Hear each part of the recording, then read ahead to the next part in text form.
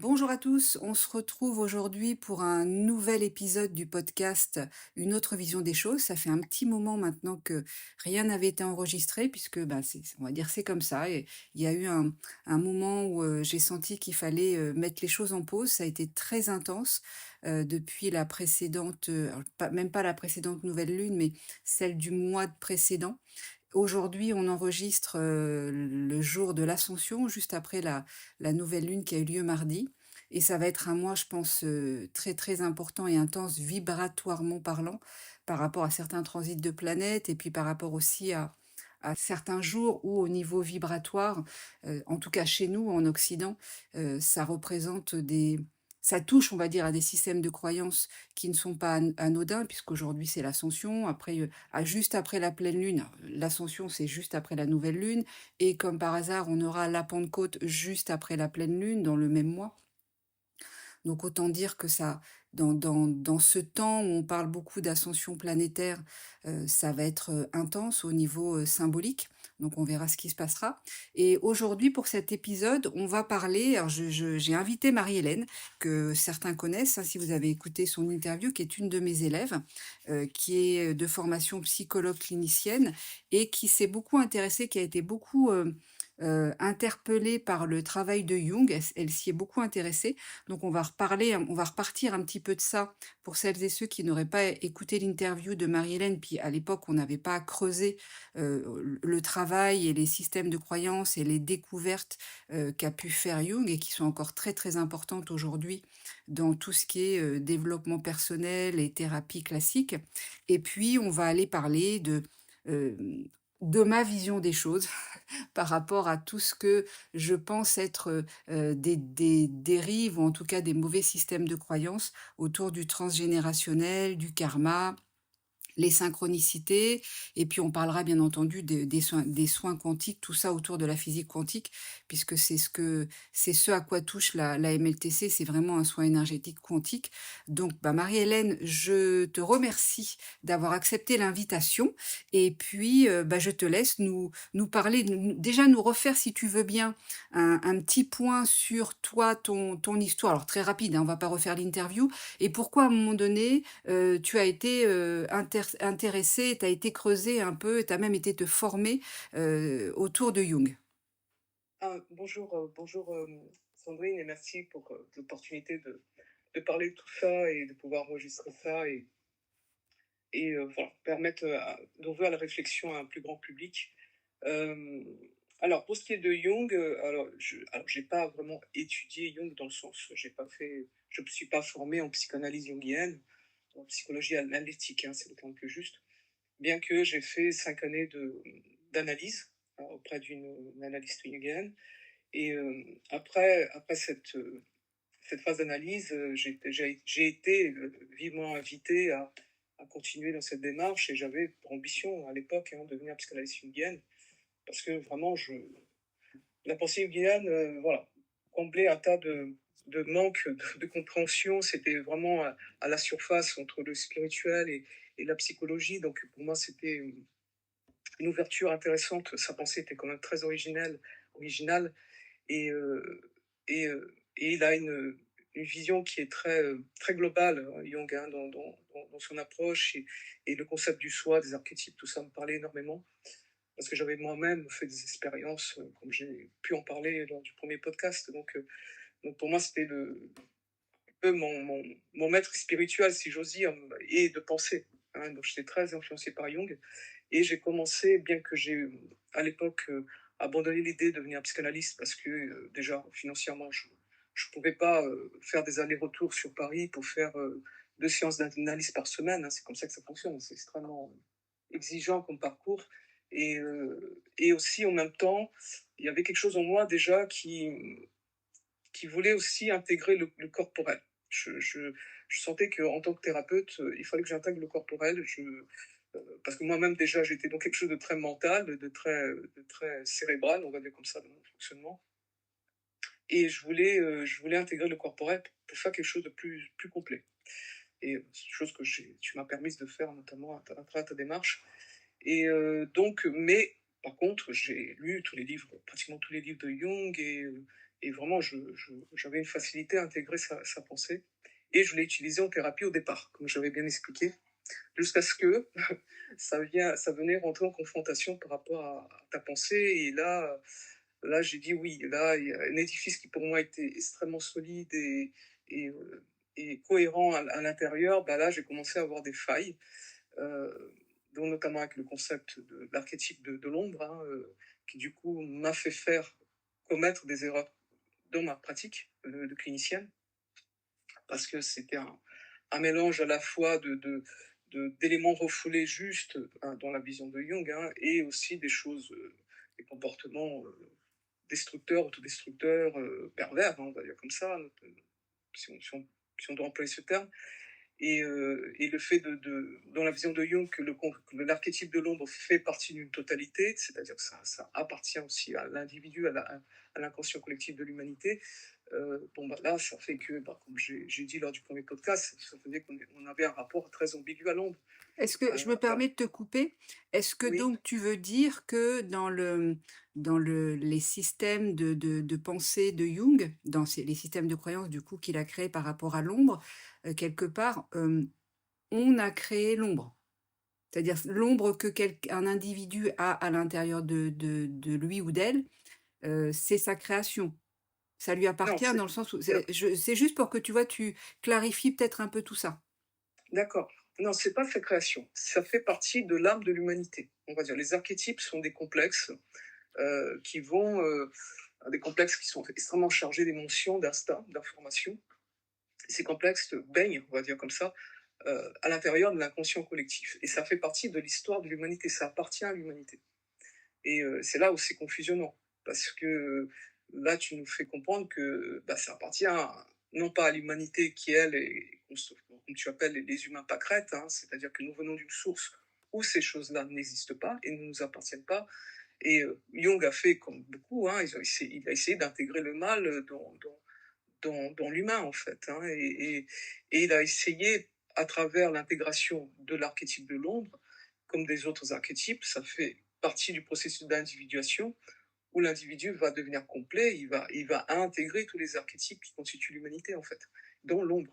D'accord? Donc, c'est pas quelque chose qui appartient à lui, mais à titre individuel, il est censé l'intégrer. Donc tu veux dire que dans les recherches de Jung, alors après c'était une autre époque, hein, il pensait comme c'est le cas, je pense, chez beaucoup aujourd'hui, qu'en fait il y a une seule source, un Mhm. seul univers, une seule humanité et que tous les humains viennent du même endroit. C'est ça Oui, tout à fait, c'est oui, ça. oui, Il y a tout à pas fait. et c'est je pense c'est effectivement ça. Je me permets hein, de remettre des choses de façon très très basique et binaire pour que ça soit clair pour tout le monde parce que enfin des personnes de toute culture peuvent aller écouter le podcast. Donc tu vois c'est pour que ce soit le plus simple possible. Et Mhm. moi mon but est de simplifier à l'extrême en parlant simple. Donc je remets les choses terre à terre.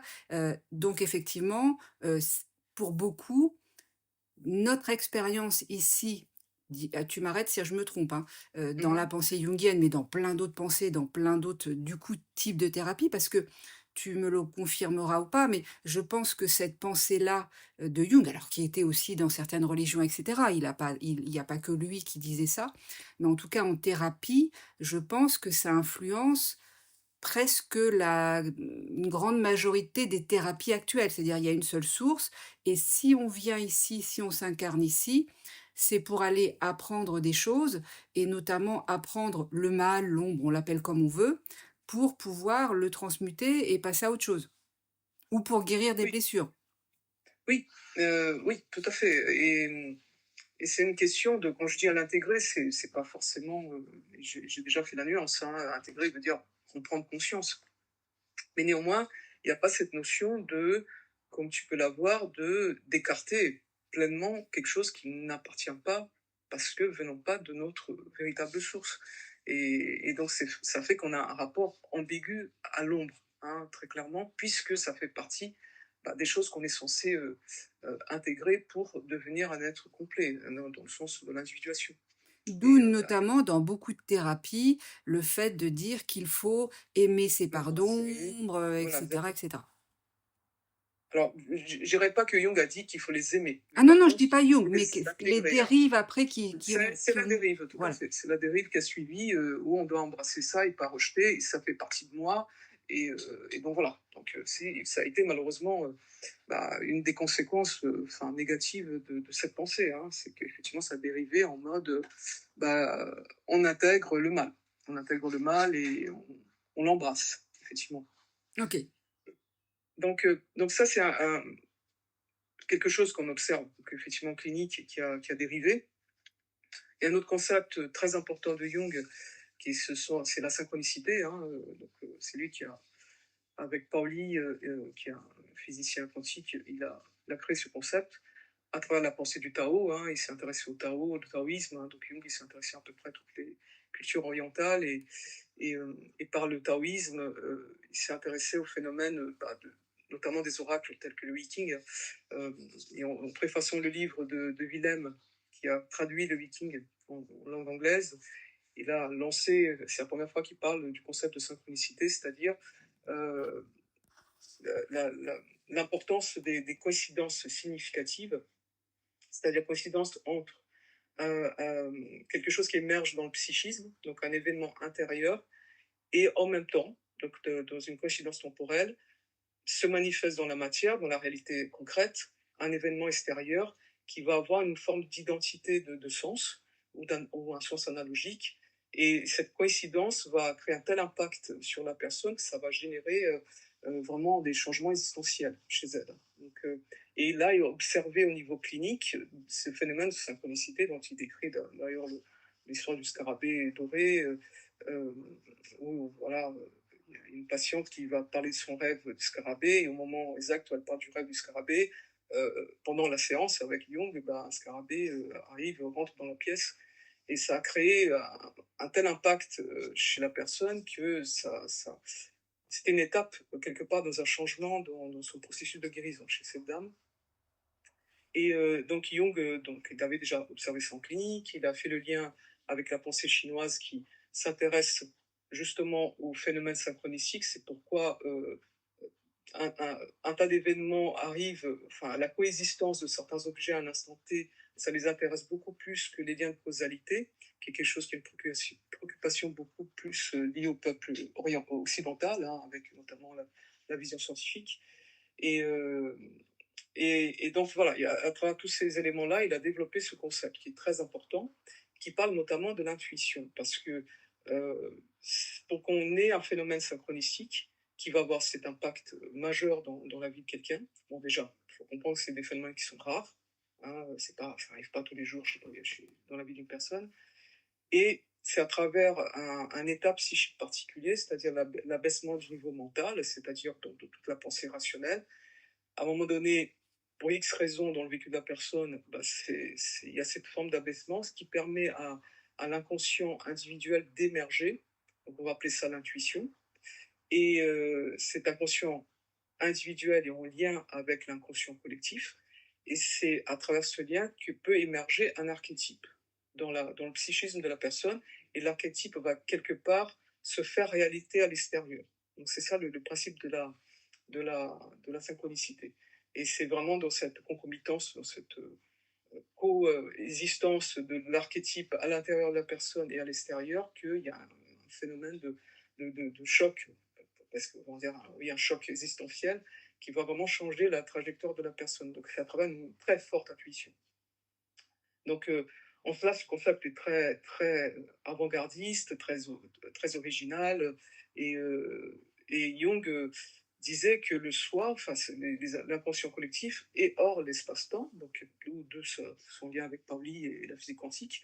Et c'est à travers le fait que le soi, donc notre centre ordonnateur, on va dire comme ça, se trouve à l'extérieur, il peut nous communiquer des voies dans nos cheminements, des voies originales et des voies, on va dire, cohérentes et justes, à travers l'intuition, à travers ces états où on peut quelque part rentrer en contact avec le soi. Et alors, en soi, c'est justement un concept qui est extrêmement intéressant et important, qui a été par ailleurs revisité par des physiciens quantiques aujourd'hui, hein, dont Philippe Guillemot, mais je pense que alors, plus tard tu pourras en parler. Donc c'est un concept extrêmement important. Le problème, c'est que ça a dérivé là notamment à travers le transpersonnel, hein, qui est une discipline qui s'était beaucoup basée sur Jung, qui est une discipline qui va justement en utilisant le chamanisme, les traditions religieuses anciennes, euh, créer, enfin c'est une forme de thérapie, hein, qui vise à forcer quelque part l'événement, enfin l'apparition de synchronicité dans la vie de la personne pour justement créer un impact, on va dire, thérapeutique. Sauf que Jung, encore une fois, lui, il ne s'est pas servi en clinique, hein. Il a juste observé ces phénomènes de synchronicité pendant sa clinique. Il a observé l'émergence des archétypes dans l'évolution de certaines pathologies, chez les psychotiques notamment, à travers les rêves, leurs dessins, à travers cet événement-là dont je vous ai parlé du scarabée. Donc tout ça, il a juste observé, mais il n'allait pas provoquer des phénomènes synchronistiques, hein. Il savait que c'était rare, et voilà, pour lui, il était dans l'observation de l'apparition de ces phénomènes. C'est dans le trans personnel que c'est devenu un outil. Et le problème, encore une fois, et ça c'est une des dérives du transpersonnel, en se basant sur l'intuition et la synchronicité de Jung, ils essayent de provoquer ces états modifiés de conscience. Alors, on sait que dans le chamanisme, dans les pratiques, certaines traditions religieuses, on fait ça, mais c'est dans des contextes extrêmement encadrés, hein. Là, on est dans des choses où la personne qui vit ça, bon, voilà, on la prépare, on la purifie. Voilà, c'est pas quelque chose qu'on fait à la légère, hein, et ça a un sens important pour la communauté, pour l'individu. Donc, c'est des choses qui ont un sens, qui sont dans le cadre d'une tradition. Là, c'est dérivé en pratique thérapeutique. Et donc là, encore une fois, qu'un rapport avec Jung, dans le sens où lui, il n'a jamais prescrit ça, hein, en tant que thérapie. Et c'est devenu, du fait que, bah, comme tu dis, hein, on néglige l'existence des énergies toxiques, ça fait que on crée, on va forcer la modification de ces états de conscience pour forcer l'intuition dans des buts, alors que normalement on est censé être neutre, hein. Pour que un phénomène synchronistique ait lieu, on doit être dans une vraie neutralité, on ne doit pas avoir d'attente. Et alors contrairement à quelqu'un qui part à travers son jumeau toxique, hein, sa part toxique, il a des attentes forcément qui sont très orientées. Et on fait ça avec des gens qui sont très implantés, hein, donc avec les énergies toxiques. Donc forcément, là où on est censé faire appel au soi et avoir une intuition qui sera juste, bon, bah, ça part dans des bad trips, hein. Et c'est ce que j'ai vu, moi, observer, notamment au Brésil, où à l'époque, je n'étais pas du tout psychologue, j'étais encore en formation pour être paléontologue. Et au Brésil, bah, je faisais un master de géologie là-bas, et je suis parti donc au Acre, donc c'est un état en Amazonie, au Brésil, hein, un état très très grand, magnifique d'ailleurs. On a fait un symposium là-bas. Donc on devait présenter nos petites recherches de paléontologues là-bas avec d'autres professionnels, des paléontologues formés. Et donc nous, étudiants, et donc c'était un moment très, très important dans notre formation. Et ben, moi, j'ai fait mon symposium, etc. Et puis certains camarades, donc étudiants aussi, ils ont décidé d'aller prendre de l'ayahuasca au Brésil, hein, donc au Acre. Et moi, connaissant déjà le fait que moi-même j'étais assez envahi par ma jumelle, à l'époque je ne connaissais pas le concept, mais je me suis dit non, je ne vais pas embarquer là-dedans parce qu'on va ouvrir des portes et à mon avis, ça sera pas cool. Mais d'autres sont partis faire l'expérience. Et ils ont fait le soir même, hein. Donc on prend la plante, bah, le lendemain, bah, quand j'ai récupéré mes collègues, et bah, ils étaient dans un état lamentable, et il y a une a failli décompenser, donc ça a été vraiment le bad trip. Et avec le recul et maintenant mes connaissances en psy, je me dis, mais qu'est-ce que les gens font en fait, c'est vraiment totalement irresponsable. Et on ne peut pas forcer, encore une fois, la synchronicité. On ne peut pas forcer comme ça, à travers des plantes, à travers des techniques, quelle que soit la respiration, peu importe, hein, parce que ça finit en bad trip, et c'est les implants qui vont parler, et pas du tout la conscience, le soi, la source, bon, voilà, notre être véritable qui pourra communiquer à travers l'intuition, à travers ces techniques-là. Après, enfin, si on peut, tu vois, faire le lien, parce que là où tu parles de choses effectivement qui sont très spécifiques, et que j'ai envie de dire une grande majorité des gens ne font pas, que ce soit l'ayahuasca ou d'autres techniques chamaniques, hein, même avec les tambours, enfin il y a plein de choses, les huiles de sudation et cetera, même certaines danses. Hem, mais je pense qu'effectivement, je ne sais pas ce que tu en penses, mais je crois que le concept de synchronicité a aussi beaucoup été, mêlé dans tout ce qui est développement personnel classique, le spirituel, le new age et cetera. Peut-être même le la psy, hein. Toi de formation tu es psychologue clinicienne. Donc je ne sais pas après dans ta formation si c'est dans la formation pardon de psychologue clinicienne, si on parle de ça. Mais je pense que à un moment donné, tout a été mélangé entre, hem les synchronicités, le libre arbitre, l'instant présent et cetera et ce que je trouve intéressant aujourd'hui, où je pense qu'on est vraiment dans une phase, de l'humanité qui est importante parce que même au niveau de la physique quantique, alors il y a même des tous les physiciens quantiques ne sont pas d'accord et c'est tant mieux, hein, c'est comme ça qu'on fait avancer aussi le débat, c'est comme dans la thérapie, c'est pour ça que là on propose une autre vision des choses. Ce que je trouve intéressant, c'est que, bah, tu disais que Jung a travaillé avec Paoli, qui est donc un physicien quantique qui est connu et que moi ce que j'ai trouvé, génial du temps où j'ai découvert le fascia, à l'époque, il y avait pas mal de choses qui se faisaient aussi au niveau physique quantique, donc il y avait, alors j'ai jamais été loin là-dedans, je suis pas une physicienne quantique, donc dans le côté, très mental et savant de ça.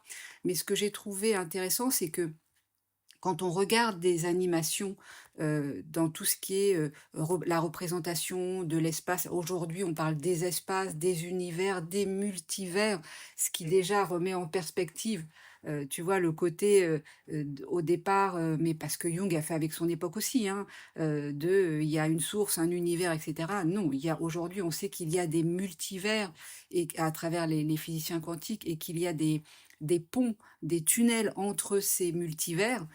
Et c'est sans savoir tout ça, effectivement, moi, j'ai été guidée vers le fait que et ce que j'ai vu quand j'ai fait mon expérience de mort imminente en 90, quand j'ai eu l'accident, qu'effectivement, il n'y a pas qu'une seule source, dans le sens où il n'y a pas qu'un seul univers.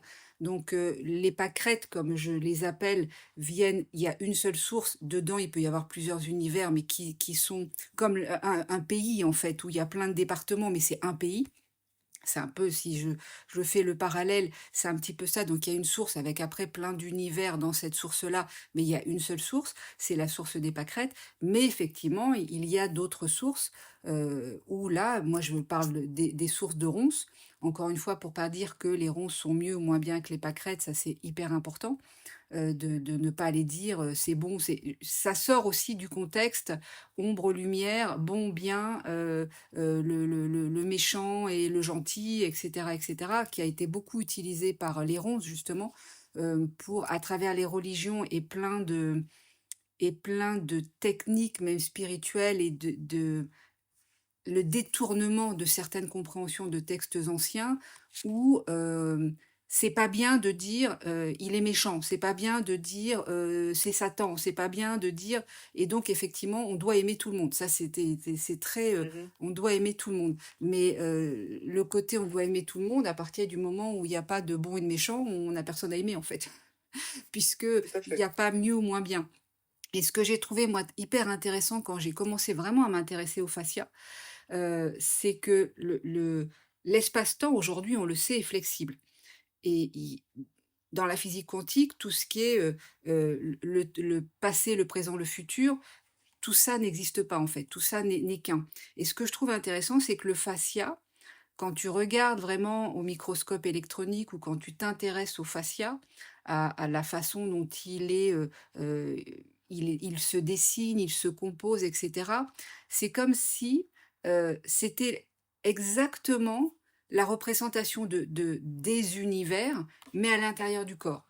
C'est-à-dire c'est flexible, il y a pas de contrainte de mouvement, c'est extrêmement conducteur, hem tout est malléable puisque, quand on travaille sur le fascia, moi j'ai eu quand même le visage déformé et cetera, donc dans l'absolu, c'était concret dans la matière, hein. Mon visage avait été déformé par le choc, et donc ben, il devait rester déformé et aujourd'hui, j'ai pu voir aussi et constater, moi, quand je faisais, des séances plus, de RFST, là, c'est la technique de Bob dont j'ai déjà parlé, sur le physique de certaines personnes et toi, tu l'as constaté sur ton physique aussi, à quel point et sur les gens que vous voyez en canépsycho, à quel point petit à petit, quand on travaille sur le fascia, mais à enlever ces énergies toxiques du fascia et donc à faire que le fascia se libère vraiment, le corps physique se métamorphose en fait.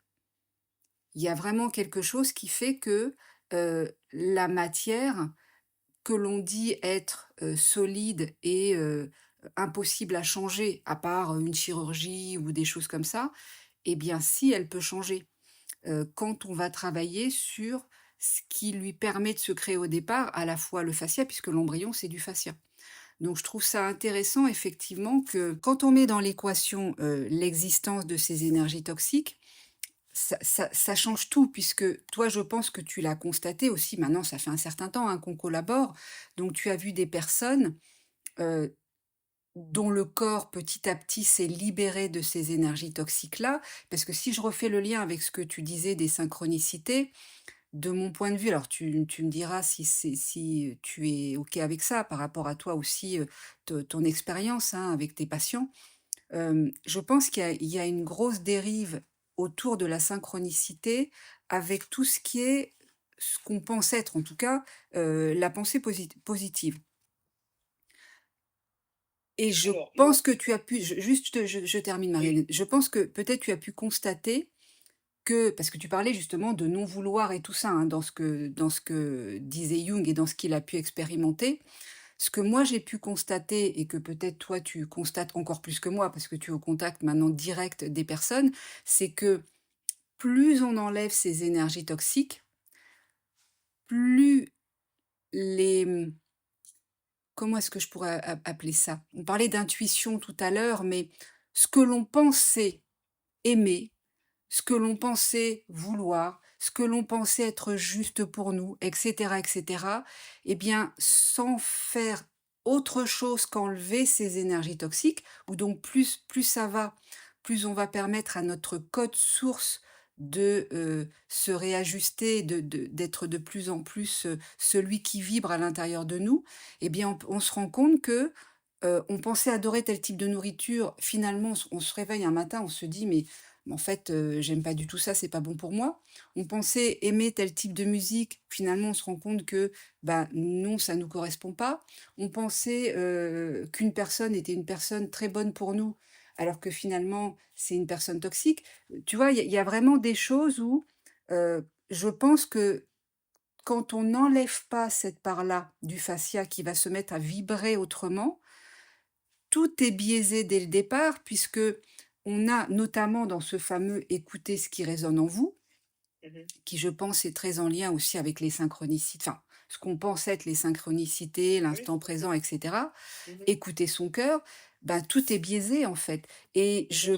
j'ose dire, donc tu me diras si toi tu as pu constater des choses, j'ose dire que, hem, les énergies toxiques sont aussi créatrices. Il faut rendre à César, comme je le dis souvent, ce qui appartient à César, elles sont aussi créatrices que nous pouvons l'être, d'accord? Donc si on dit ombre et lumière, pour reparler du postulat, de Jung et de plein de choses dans certaines religions, l'ombre est aussi créatrice que la lumière. Mais si on change juste l'information de départ que l'ombre, ça n'est pas nous et que l'ombre n'est pas là pour nous permettre de réparer des choses ou d'apprendre des choses. Il n'est pas illogique de penser que l'ombre est capable de nous faire croire ou de créer des synchronicités pour nous faire croire que telle personne est formidable pour nous, c'est notre âme sœur, par exemple, ou que tel métier c'est le métier pour nous, ou c'est l'entreprise pour nous, ou c'est la maison pour nous, parce que ça arrive de façon que l'on pense être synchronistique alors que ça ne l'est pas, et cetera, et cetera. Qu'en Mmh. penses-tu? Oui, oui, je suis tout à fait d'accord avec toi et c'est, hem, du fait justement du New Age, du transpersonnel et de cette mauvaise interprétation de ce que disait Jung, hein, encore une fois, il ne cherchait pas à provoquer des synchronicités. et je pense qu'il a perçu quelque chose de la vraie intuition. Là, le problème, c'est que c'est devenu une dérive, effectivement, parce que à travers le New Age, le transpersonnel, bah, c'est devenu. Alors, il faut contacter cette intuition, il faut être à l'écoute de soi. Le problème, c'est comme tu dis, c'est que les énergies toxiques vont venir quelque part créer des interférences au niveau du signal. Donc, je pense que on n'arrive pas à bien capter, à avoir les antennes et bien capter ce que veut dire le soi à travers l'intuition, le soi ou la source, notre code source, comme tu dis. Donc ça, c'est déjà extrêmement difficile. Le fait est aussi que comme on est mu par la dépendance affective, encore une fois, et ça c'est le nerf de la guerre, hein, le poison principal de ces énergies, comme tu le dis très bien, on va appeler l'intuition des pieds de confirmation, par exemple. Admettons que puisque je suis en manque et dépendant affectif, je veux absolument trouver une femme, je veux absolument trouver une maison, je veux absolument... et je suis pas à l'écoute justement de, de, de ce que la vraie intuition pourrait nous amener à travers ce code source. Hein. Comme on est déjà à travers ces énergies toxiques euh, dépendant d'un objet, on va, à travers des biais de confirmation, chercher des signes qui va juste confirmer que c'est bien la maison qui est juste pour moi. Hein. Donc ça devient un exercice, on va dire, mental, et les gens vont prendre ça pour de la synchronicité, alors que ce n'est pas le cas. Là, on parle de vraiment une manipulation de la part des énergies toxiques. Et ça, j'ai beaucoup de patients qui pensent être très intuitifs euh, et qui vont, comme tu dis, être à l'écoute de ce qui résonne en eux, etc.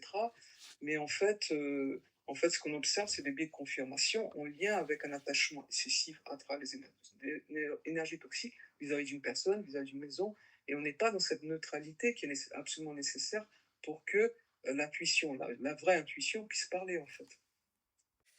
Ce que je trouve intéressant aussi, c'est tout ce qui est en lien avec le temps. Alors je pense que, la physique quantique a beaucoup, beaucoup, beaucoup évolué, depuis quelques années, et ce que je trouve intéressant aussi dans le travail et dans la compréhension du fascia, et donc ce lien effectivement avec la physique quantique, et je sens vraiment, alors il y a bien entendu le lien avec les méridiens et cetera, mais, pour moi le fascia, c'est vraiment ce lien, c'est cette reliance entre la matière et quelque part le spirituel, ou on l'appelle l'esprit, la conscience, on peut l'appeler comme on veut. C'est vraiment pour moi ce point de reliance entre les 2, et pour que la matière puisse vibrer en fait, et puisse, comme on le voit et on le lit dans beaucoup de traditions, où quelque part, la matière n'existe pas. Alors ça, c'est aussi de la physique quantique, où on a compris aujourd'hui que,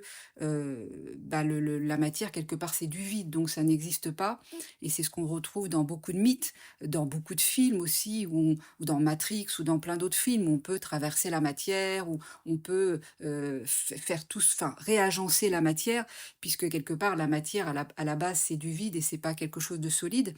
Il y a à un moment donné une information qui a été faite et qui a fait que les atomes se sont, mis entre eux et font quelque chose de solide, mais à la base, ça ne l'est pas, et ça, on le retrouve aussi, dans le fascia, puisque c'est uniquement de l'eau et du collagène. Ce que je trouve intéressant aussi peut-être à mettre en perspective aujourd'hui, c'est, tout à l'heure, on a effleuré un peu le karma. Donc, tu me disais en off, quand on discutait et on préparait l'interview, que tout ce qui est, le passé, le transgénérationnel, le fait que tant qu'on n'a pas réglé les choses, on doit revenir, et cetera, ça, c'était plutôt, une pensée freudienne.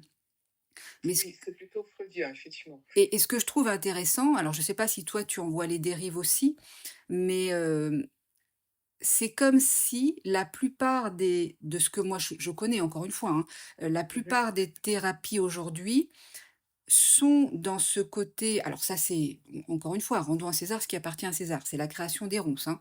mhm, On est dans le temps que les anciens appelaient aion. En physique quantique, il y a plusieurs temps. Il y a le temps de la montre, hein, le temps physique, chronos, voilà, et puis il y a aion qui est le temps cyclique, et malheureusement, les ronces se sont servies de ce temps-là qu'elles ont créé pour créer le karma, où tant qu'on n'a pas réglé, tant qu'on n'a pas compris, tant qu'on n'a pas purgé, on revient.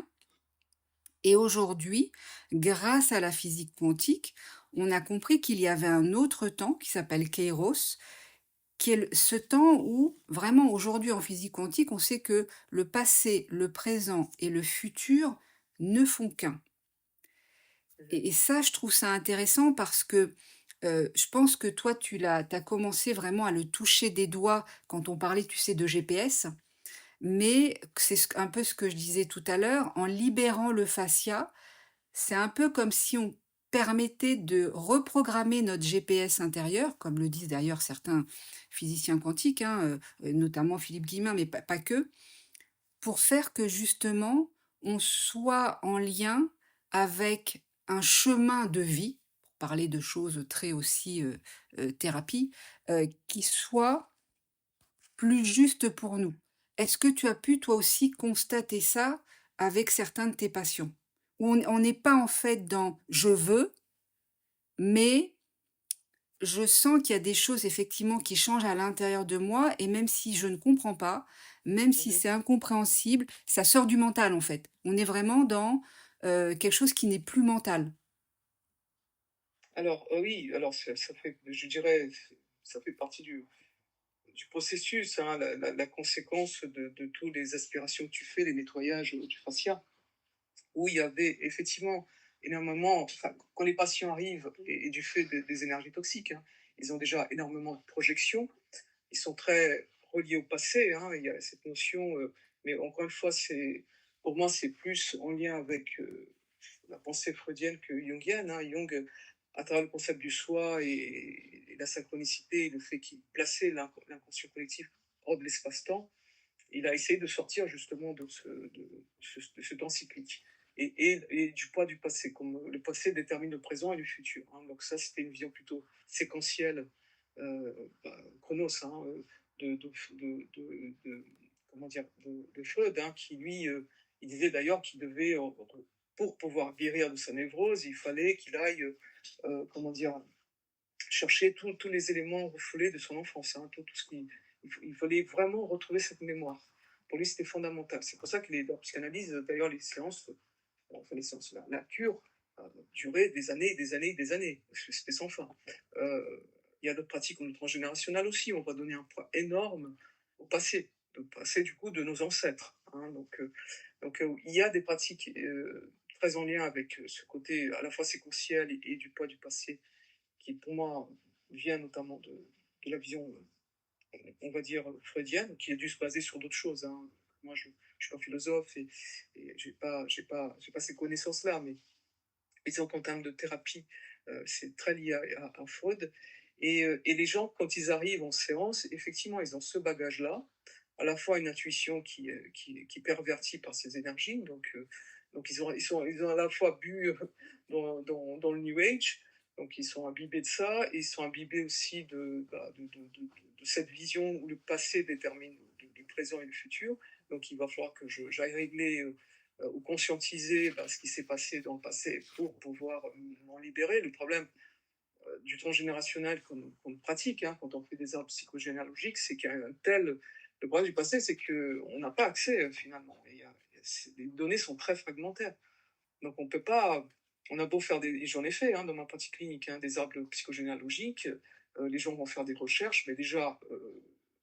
comment être sûr qu'un tel de sa famille s'est vraiment suicidé? Comment être sûr qu'on est les enfants de tel et tel parent? Enfin, il y a tellement de suppositions, il y a tellement de gaps, et les données sont tellement fragmentaires que faire un travail clinique basé là-dessus, c'est très complexe. Et il manquera toujours des informations. Et c'est comme si, là où il y a un manque d'informations, c'est un nid à projection. Et finalement, ça maintient la personne connectée à ce passé-là. Donc, on ne peut pas s'en libérer à travers, enfin, de mon avis, hein, à travers des pratiques telles que le transgénérationnel à cause de la problématique même du passé, en fait.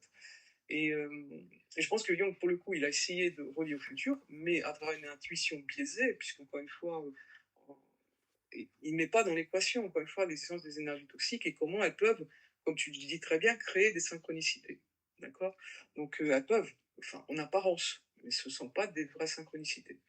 Est-ce que tu disais que les gens, tout d'un coup, au fur et à mesure des soins, ils sont plus à travers leur part toxique. Il va perdre de son énergie, de sa capacité à les contrôler et à laisser les gens dans des sillons de chemin parce que ça vise un objet sur lequel on a projeté énormément de dépendance affective. Donc les gens sont comme tu dis, hein, on est dans des multivers et nous, dans notre vraie nature de pâquerette, on est dans des multivers et dans la possibilité de prendre des chemins différents à tout instant et des chemins plus justes, notamment guidés par le GPS, donc l'intuition, notre code source. Mais à travers les énergies toxiques, on voit que les gens, bon, bah, à partir du moment où ils ont pris une trajectoire, ils ont beaucoup de mal à dévier parce que ils sont englués par la DPA, ils ont un GPS qui ne fonctionne pas, clairement à travers une intuition qui est biaisée. Enfin, voilà, c'est très difficile. Et au fur et à mesure des séances et au fur et à mesure de la libération du fascia, bah, ils commencent à pouvoir changer justement de trajectoire, ils commencent à pouvoir bah, naviguer ce qui est dans notre vraie nature, justement dans ces multivers, et ils sont plus dans cette, pour moi, la dépendance affective, c'est une vraie glue, en fait. C'est des rails. C'est des rails qui font que la personne bah, elle a beaucoup de mal à être dans cette flexibilité, cette souplesse, et pouvoir contacter quelque chose de juste. Parce que, encore une fois, tel est guidé par les projections et la dépendance affective créée par ces énergies toxiques. Merci pour, ton témoignage, Marie-Hélène, et avant de conclure, on va peut-être faire, tu sais, une petite synthèse. Il y a des choses qui s'expliquent pas, qu'on a à l'intérieur de soi, et j'aime beaucoup ce que dit, le physicien quantique, la physique Guillemot, parce que je me retrouve beaucoup là-dedans. Je l'ai marqué dans mon livre, je pense que je l'ai déjà dit sur un des podcasts, mais, heu, qu une chose qui m'anime depuis longtemps, c'est, cette phrase de Mark Twain: «Ils ne savaient pas que c'était impossible, alors ils l'ont fait», et je crois que les plus grandes découvertes, quand on regarde un peu l'histoire, elles n'ont pas été faites forcément au départ par, des personnes qui se disaient ou qui se pensaient être hyper intelligentes, mais il y avait quelque chose à l'intérieur de la personne. Moi, je sais que j'ai toujours eu ce truc-là, bah, comme toi, hein, tu disais qu'il y a toujours eu cette espèce de truc à l'intérieur de toi où tu disais: «Là, je comprends pas, c'est pas logique, il y a un truc, je sais pas quoi», mais et quelque part, ça a aidé tant bien que mal à faire qu'à un moment donné, on s'est rencontrés. Mais je pense que les plus grandes découvertes, et ce qui, moi, m'a permis, en fait, de tenir aussi, hein, à travers toutes les souffrances, physiques et autres que j'ai pu vivre, notamment avec l'accident, c'est ce truc à l'intérieur de moi que, heu, ce qu'on me dit ou ce que j'entends ou ce qui est très répandu, parce que c'est ce que l'on fait, c'est nager à contre-courant par rapport à tout ce qu'il y a dans la plupart des systèmes de croyances et donc l'inconscient collectif. Et donc effectivement, quand on ouvre des portes, comme le disaient par exemple des gens comme Dolores Cannon, si je sais pas si tu as lu un peu des ouvrages de Dolores Cannon, mais qui parlaient notamment, alors là on est dans des choses plus New Age et galactiques, mais des 3 vagues de volontaires qui sont venus pour aider la planète à, mmh, à se retrouver, à l'humanité à se retrouver, je vais dire ça comme ça pour parler simplement. Bah, si on regarde un petit peu, la première vague qui est dans les années 50-70, j'en fais partie. Toi, tu es un peu plus jeune, mais moi j'en fais partie, et c'est vrai que quand on arrive dans une forêt vierge et qu'il faut y aller à la machette et que c'est une forêt vierge extrêmement dense, c'est pas cool. Donc Mhm. quand on ouvre des portes, effectivement, c'est pas cool, et c'est ce qu'ont fait les premiers physiciens quantiques et tous ceux qui ont été dans des découvertes majoritaires. Mais je pense que quand de mon point de vue, et ça je t'en ai parlé souvent, je sais pas si tu l'as encore vraiment expérimenté, mais je crois que tu commences à avoir des, des prémices de ça. C'est ce que je vais appeler moi la joie véritable. On est dans quelque chose à l'intérieur de soi qu'on n'explique pas. C'est, est-ce que c'est ça que certains appellent la force de vie? Je ne sais pas, mais on va se servir au départ de cette étincelle-là pour se dire: «Non, là, c'est pas possible, il faut que j'aille chercher. Il faut que j'aille trouver une solution. Ça peut se faire autrement. Je peux, par exemple, arrêter de souffrir, ou je peux», et on va aller à contre-courant pour aller chercher des choses, faire des choses, déconstruire des choses et construire donc, hein, qui n'ont pas été faits jusqu'à présent. Et ça, je pense que seul notre code source ou la conscience qui est, on va dire, déparasitée au maximum des énergies toxiques, à ça, c'est-à-dire cette joie véritable qui permet à la foi véritable, à chaque fois je rajoute les mots véritables, mais de se mettre en marche et donc à l'intuition véritable de se mettre en marche et donc à la confiance de faire, et c'est cette intuition-là qui va nous guider et la conscience qui va nous permettre de nous mettre au travail et c'est uniquement là que le mental intervient, en fait. Sauf que aujourd'hui, on a construit une humanité. Je mets à part, bien entendu, les gens qui vivent, dans la nature, un peu qu'on peut appeler en mode sauvage ou certaines tribus et cetera, qui elles, sont très connectées encore à autre chose et qui ne vont justement utiliser le mental que à la fin pour matérialiser certaines choses et nous, en fait, je trouve que les énergies toxiques nous ont fait tout renverser. Tout renverser et tout se fait à travers le mental, à la force de ce qu'on pensait être l'ego juste et le mental où je veux, en fait et on est même, je pense, dans une mauvaise compréhension de ce qu'est l'instant présent. Parce que dans l'instant présent, il y a beaucoup ou dans la pensée positive, hein, peut-être que tu l'as constaté avec tes patients ou quand toi-même tu cherchais et tu faisais certaines thérapies, mais, hem je veux ne plus être malade. Je veux, ne plus souffrir. Je veux mais quand on s je pense que tu l'as touché du doigt et tu l'as compris dans le sens vibratoire. Quand on est au plan de la conscience et quand on est hors de ce temps-là, qui est le temps hors du temps des ronces, comme je les Mmh. appelle, il y a plus de «je veux» en fait. Alors, je rebondis déjà sur un élément, tu parlais justement du rôle le fait que les rôles sont tout inversés. Tu posais la question si on apprenait l'intuition à la fac de sciences, de psychologie. Alors évidemment non, il y a une grande méfiance, à tout ce qui touche à l'intuition, hein, c'est l'intuition et du fait justement des dérives du transpersonnel, hein, qui est considéré comme comment dire? Une pratique clinique, enfin une pratique thérapeutique, un peu vaseuse, enfin ça partait dans des dérives sectaires, hein, pour certains, donc c'est quelque chose de très mal vu dans le monde, académique. Donc ça, c'est déjà un premier élément. Donc le mental, évidemment, et la pensée rationnelle a pris le dessus, hein, et quand on fait des sciences, et surtout la psychologie, on a intérêt à être dans des approches et avoir quelque chose voilà, un positionnement du mental qui reste évidemment, il y a une domination du mental, clairement, dans les approches psychologiques. On n'apprend rien sur l'intuition, clairement, ni à comment faire l'usage et tout ça. Sinon, c'est l'autre extrême, mais je pense que là, les bons ont été très doués. Non seulement ils ont, surtout en Occident, hein, fait que le mental a pris le dessus, mais aussi ils ont perverti l'intuition. Donc, pour le coup, donc, on passait de l'un à l'autre, mais que ce soit dans l'un ou dans l'autre, bah, on était dans quelque chose de pas juste. Donc ça, c'est un premier élément. Donc je répondais à la question que tu avais posée un peu plus tôt.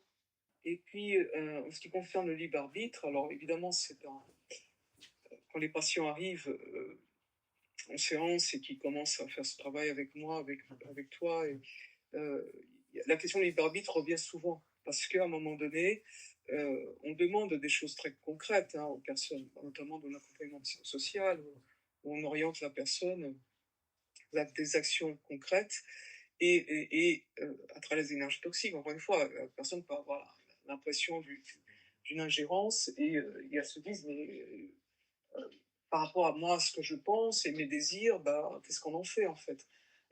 Et le fait est que c'est que, bah, comme on est sous l'effet et sous emprise de ces énergies, bah déjà, notre vouloir est très, très pollué par ça, en fait. Et les gens, bah, comme tu as décrit plus tôt, c'est qu'au fur et à mesure des soins, les goûts changent, ce qu'on croyait être juste et bon, bah, tout d'un coup, on s'aperçoit que non. Donc, dans ce processus-là, il y a encore parfois l'action des énergies toxiques. Donc les gens vont faire, enfin, à travers leur jugement toxique, hein, euh, comment dire, faire appel à la question du libre arbitre et ma liberté de choisir, etc. Mais le problème, c'est qu'on ne peut pas choisir sur l'effet de ces énergies. Le problème, c'est qu'encore une fois, tout est biaisé et on a beaucoup de mal déjà à faire appel à une intuition juste, hein, pour les raisons que j'ai évoquées avant, et on a l'impression que on peut se sentir contraint, qu'on a perdu notre liberté, à partir du moment où, bah, on demande de l'aide à l'extérieur et on suit, une guidance extérieure. Le fait est que, bah, ce que je dis souvent à mes patients, c'est que vous avez la liberté évidemment de dire non et vous et ça c'est déjà, heu, on va dire, une preuve d'un choix. J'ai fait le choix de comprendre, ce que ça a été mon cas, hein, de comprendre que, bah, à travers les énergies toxiques, mes choix personnels n'étaient pas justes, parce que ça m'a amené vers des, bah, concrètement, hein, vers des chemins de vie qui n'ont amené ni abondance, ni joie, ni quoi que ce soit de positif pour moi. Donc Alors clairement, j'étais... je me permets de te couper Marie-Hélène, parce que là tu as Oui, dit quelque chose de primordial. Je pense qu'un des systèmes de croyances, qui ont été créés par les ronces, qui est le plus puissant, c'est et là on en revient au transgénérationnel, au karma, à toutes ces choses-là, tout est juste. ah, tout à fait. Alors, tout est juste, oui, mais ça, un système de croyance qui est juste de façon véritable, si il n'y avait pas les ronces dans l'équation.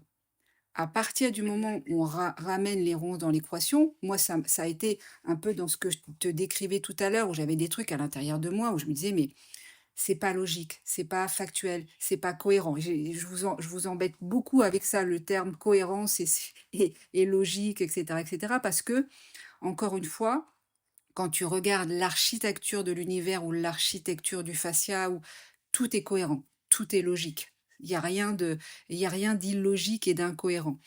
Et à partir du moment où tu rajoutes les ronces dans l'équation, c'est le propre des, toi tu connais ça par cœur, des manipulateurs, des pervers narcissiques, c'est diviser pour mieux régner, c'est mettre le bazar, c'est mettre le chaos. C'est mhm, l'énergie de ces forces-là. Comment est-ce qu'on peut croire que il est juste de, et là je fais le lien par exemple avec le karma, qu'il est juste de choisir une vie où on va être tabassé, où on va être violé, où on va être enfermé dans des camps de concentration, si je refais l'histoire, où on va sauter sur une mine, où on va vivre dans la rue parce que on va tout perdre. Tu vois, je pense qu'il y a quelque chose qui est profondément incohérent là-dedans, mais que effectivement, les ronds sont créés pour faire que depuis des millénaires, on reste dans ce temps cyclique qui est Aion. Et je crois profondément, c'est ma vision et c'est mon ressenti, que depuis peu, on peut enfin on peut enfin changer de ligne de temps et aller dans le Kairos, où le présent, le passé, le futur n'existent plus. Et en travaillant sur le fascia avec ce qu'on fait au niveau vibratoire quantique, en enlevant ces implants toxiques, je pense que tu le vois et que ça change de plus en plus vite chez les patients que tu accompagnes, on mhm, change de ligne de temps, son GPS intérieur se reprogramme, et donc, en fait, le libre arbitre tel qu'on nous l'a enseigné au niveau mental n'existe plus parce que on est juste à l'écoute et on ne veut rien en fait. Et on surfe et on suit les cailloux blancs, comme je dis, mais pour suivre les cailloux blancs et être certain que ce sont les bons cailloux blancs, donc de notre source, hein, de notre être véritable, mhm, etc., il faut déjà effectivement avoir commencé à sortir de tout ça et notamment arrêter de se dire oui mais tout est juste. mhm. C'est Oui, juste, oui, si quand on rajoute dans l'équation, par exemple, quelqu'un qui va me dire: «Oui, j'ai eu ça, moi, tu as probablement ça», notamment dans les relations de couple où après la personne se dit: «Mais comment c'est possible? C'était» là, on fait un mélange de synchronicité et tout ça, hein, mais c'est comment mhm, c'est possible? Vraiment, quand j'ai vu cette personne, mais tout s'est allumé en moi, je vibrais de partout, c'était waouh! Et puis quand il ou elle me parlait, mais c'était totalement improbable. Je l'ai rencontré d'une façon totalement improbable. Enfin, tu vois, toutes ces choses-là.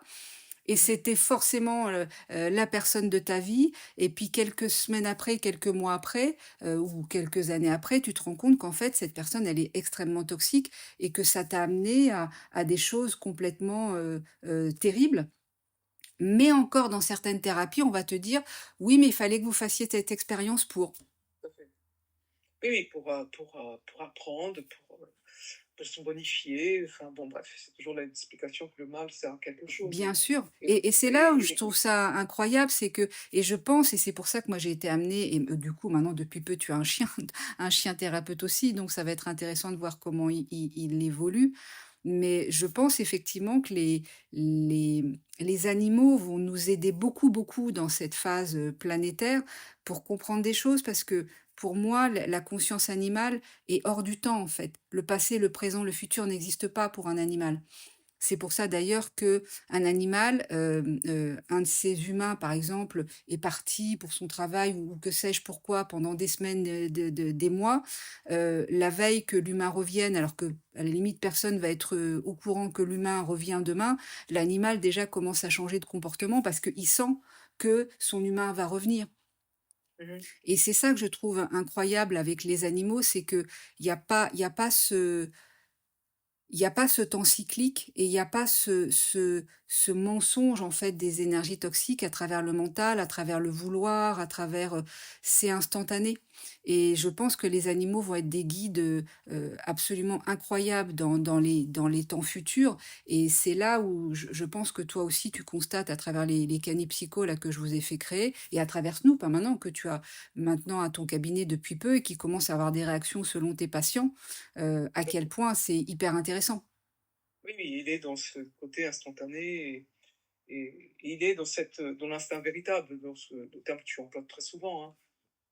Et c'est toute la problématique, parfois quand on accompagne des patients, notamment dans le psychosocial, c'est que effectivement ils sont pas dans l'instinct véritable encore, parce qu'il y a encore toutes ces énergies toxiques qui peuvent les empêcher, encore une fois, d'être dans cette écoute, dans l'instinct véritable. Et le fait, à un moment donné, de se dire, bon, ok, je suis consciente que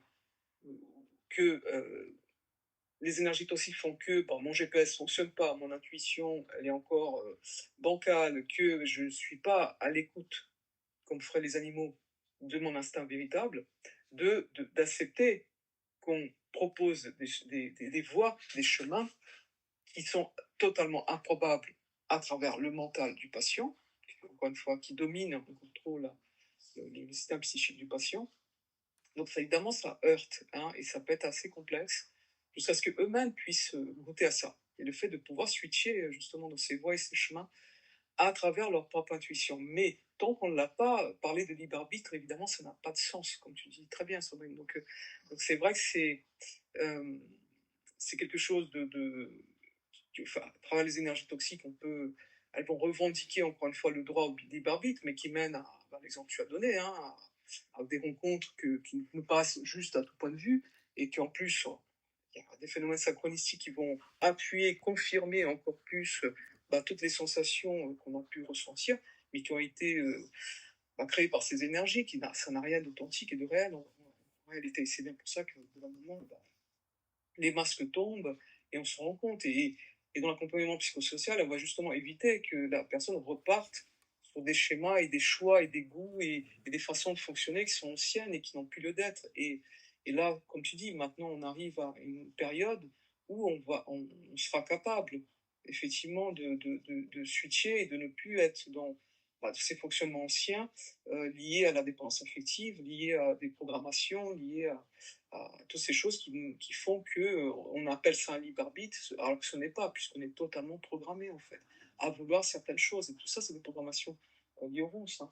Et en fait, Et là, oh oui, pardon, excuse-moi. non, non, je pensais que tu avais terminé, mais peut-être pour conclure, je ne sais pas si tu as ce ressenti-là ou en tout cas, c'est ce qu'on permet ce que permet la MLTC et le système de croyance que j'ai créé, parce que c'est un système de croyance, hein. Mais c'est comme si ce système de croyance-là permettait en fait enfin de sortir de cette espèce de cycle sans fin infernal de Aion, où c'est sans fin. Mhm. Sans fin, sans fin, sans fin, sans fin, sans fin, pour faire un pas de côté et se dire: «OK, maintenant j'ai compris que en travaillant sur le présent, mais dans le sens, kairos, hein, donc le présent qui est passé, futur, tout ça ça n'est qu'un, eh bien, je vais pouvoir effectivement changer tout un tas de choses et ça se fait avec le fascia, en libérant le fascia de façon concrète et donc en libérant le fascia de façon concrète et en faisant diminuer de plus en plus cette part toxique, eh bien oui, on va vibrer notre énergie véritable, notre code source, notre énergie primordiale, on l'appelle comme on veut, notre conscience va reprendre le dessus de plus en plus, va vibrer de plus en plus. Et parce que c'est vrai, effectivement, que l'on attire ce que l'on vibre, comme on va vibrer de plus en plus de la haute fréquence, eh bien, on va Mmh. pouvoir attirer, mais sans rien vouloir en fait, de la haute fréquence et donc on va se dire: «Mais c'est quand même incroyable parce que, cette chose-là qui était improbable ou que je n'avais pas prévue, auquel j'avais à peine pensé, se produit». Et effectivement, on va pouvoir avoir accès à un futur qui ne sera pas le futur que l'on a voulu, mais Mmh. le futur qui sera le plus juste pour nous en fonction de qui l'on est vraiment. Ah oui, c'est tout à fait, le but de la manœuvre et du travail qu'on fait ensemble, Sandrine. Bien que au départ, encore une fois, on peut être heurté par des changements de trajectoire, parce qu'on le vit au départ à travers les énergies toxiques, hein, avec de la résistance, hein, ce qui est tout à fait normal, hein, et ce que j'observe en clinique. On résiste parce qu'encore une fois, on est tellement pris dans ce haillon, hein, comme tu dis, dans ces trucs cycliques, Ah oui, ces puis schémas. il faut nager à contre-courant, hein, parce qu'il faut Il aller faut à nager à l'envers contre-courant. de tout ce qui est dans l'inconscient collectif, donc c'est un vrai Tout à travail, fait. c'est un vrai, vrai travail. C'est Oui, c'est très, très je peux le dire déjà de titre personnel, hein, c'est très bousculant. Même le fait de prendre, des snoops, dans la taille, une dimension n'était pas du tout prévu par ma jumelle toxique, hein, et c'était pas du tout mon vouloir. Oui, il faut accepter à un moment donné ce passage. Mais on constate ensuite que du fait d'avoir fait ce pas de côté, bah, tout d'un coup, ça ouvre à des perspectives, incroyables, et ce vouloir, comme tu dis, se dissipe parce que c'est plus nécessaire, en fait. On ne fonctionne plus comme ça. Ça, c'est clair. Et ce que j'essaye, de communiquer avec à mes patients, et pendant cette phase, avec beaucoup de courage, hein. Encore une fois, ils confrontent leur part toxique, et ils font ces changements nécessaires pour aller justement vers cette libération, et, euh, et sortir des schémas, de ces boucles, hein, créées par les énergies, toxiques. Eh ben, merci beaucoup en tout cas pour cet échange, Marie-Hélène, qui était, hyper passionnant. Merci à toi, Sandrine. Et si on peut faire un petit résumé, c'est simplement de se dire que, enfin, pour celles et ceux qui ont envie, hein, de chaque fois qu'on vous présente un système de croyance, chaque fois qu'on vous dit quelque chose, j'entends en termes de spirituel, New Age, développement personnel, travail sur vous, etc., de toujours penser, alors c'est pas facile de le faire seul, mais euh,